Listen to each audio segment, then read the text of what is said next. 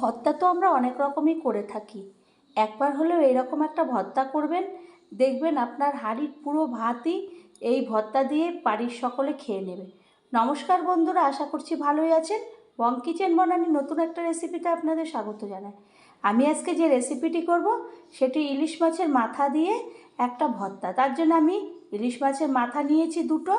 এরপরে ভালো করে ওগুলোকে ধুয়ে নুন লবণ মাখিয়ে আর আগের থেকে কড়াইতে তেল গরম করতে দিয়েছিলাম।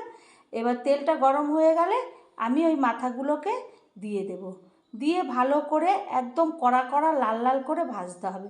না হলে যে কোনো কেউ যদি কোনো দিন ইলিশ মাছের মাথাও না খায়, কিন্তু এই ভর্তাটা করলে একবার হলেও সে খাবে এবং সে ধরতেই পারবে না যে এটা মাথা দিয়ে, কারণ এটাকে কড়া করে ভাজতে হবে। আমি এপিঠ উপিঠ সামনে পেছনে উবুর করে সামনেটা পেছনে দিয়ে একদম লাল কড়া কড়া, একদম যত কড়া করে ভাজবেন ভর্তাটা তত সুন্দর হবে।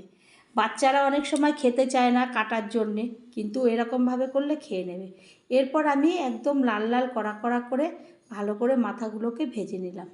ওই মাথা দুটো ভাজার পরে আমি ওই কড়াইটা মধ্যেই দিয়ে দেব শুকনো লঙ্কা আর কালো জিরা। খুব অল্প উপকরণে এই ভর্তাটা, এখানে রসুনের ব্যবহারটা একদমই হবে না, কারণ রসুনটা দিলে ইলিশ মাছের মাথার যে সেন্টটা থাকে সেটা পাওয়া যাবে না।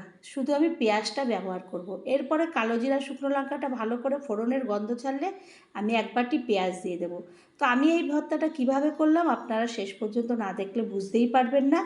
আর আমার চ্যানেলটি যদি এখনও সাবস্ক্রাইব না করেন তো প্লিজ সাবস্ক্রাইব করবেন, লাইক শেয়ার কমেন্ট করবেন, পাশে থাকা বেল বাটনটি টিপবেন, তাহলে যে কোনো রেসিপি আপনাদের কাছে পৌঁছাবে। এদিকে পেঁয়াজ ভাজা হচ্ছে, এদিকে আমি মাথা দুটো একটা মিক্সিং জারে দিয়ে দিলাম, আর দিয়ে দিলাম কাঁচা লঙ্কা, হলুদ আর একটুখানি আমি লবণ দিলাম আর লঙ্কার গুঁড়ো দিলাম। আর পটল দিয়ে আমি পুরোটা একদম মাথা দিলাম না, একটু পটলটা দিলাম, তাতে আয় পাওয়া যাবে। এদিকে আমার ভাজাটা একদম ভালোভাবে হয়ে গেছে, পেঁয়াজটা সুন্দরভাবে আমি ভেজে নিয়েছি। আর ওর মধ্যে মশলাগুলো দিয়ে একবারে ভর্তার মধ্যে দিয়েছি, তাহলে আমার আর পেঁয়াজের মধ্যে এই মশলাগুলো দিতে হবে না। এরপরে আমি যে মিহি পেস্টটা তৈরি করেছিলাম সেই পেস্টটাকে আমি কড়াইয়ের মধ্যে ঢেলে দেব। তো বন্ধুরা, অনেকে তো আমরা অনেক রকম করে ভর্তা করেই থাকি। একবার হলে এরকম একটা ইলিশ মাছের মাথা দিয়ে ভর্তা করা যায়, যদি কোনো দিন না করে থাকেন অতি অবশ্যই করবেন। এরপরে আমি ভালো করে কড়াইয়ের মধ্যে খুন্তি দিয়ে ওটাকে ভালো করে নাড়তে থাকবো, নেড়ে নেড়ে একদম শুকিয়ে দেব।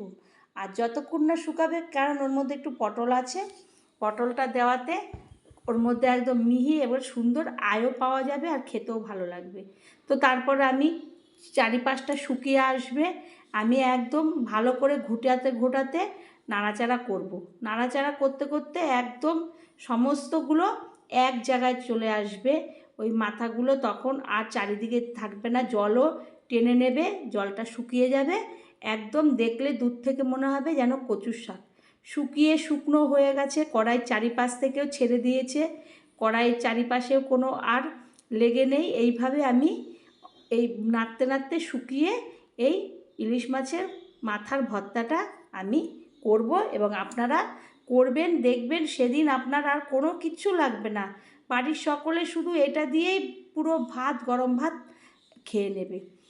তো বন্ধুরা, এইভাবে আমি এরপরে নেড়ে নেড়ে একদম শুকিয়ে নিলাম, শুকিয়ে চারিপাশটাকে দিয়ে দিলাম। আর এই সময় গ্যাসটাকে একটু বাড়িয়ে দিতে হবে, তাহলে ভর্তাটা সুন্দর হবে, শুকিয়ে যাবে, ঝাল নুনের সমস্ত কিছু ঠিকঠাক থাকবে। এখানে রসুন দিলে ইলিশ মাছের গন্ধটা পাওয়া যাবে না। এরপরে আমি যখন হয়ে যাবে, দেখব একদম শুকিয়ে গেছে, টেনে গেছে, তখন আমি একটা প্লেটের মধ্যে ওটাকে সার্ভ করে নেব। তো আমার এই অল্প উপকরণে অল্প সময় এত সুন্দর ভর্তা যদি ভালো লেগে থাকে, তাহলে আবারও কোনো একটা রেসিপিতে দেখা হবে। ততক্ষণের জন্য ধন্যবাদ।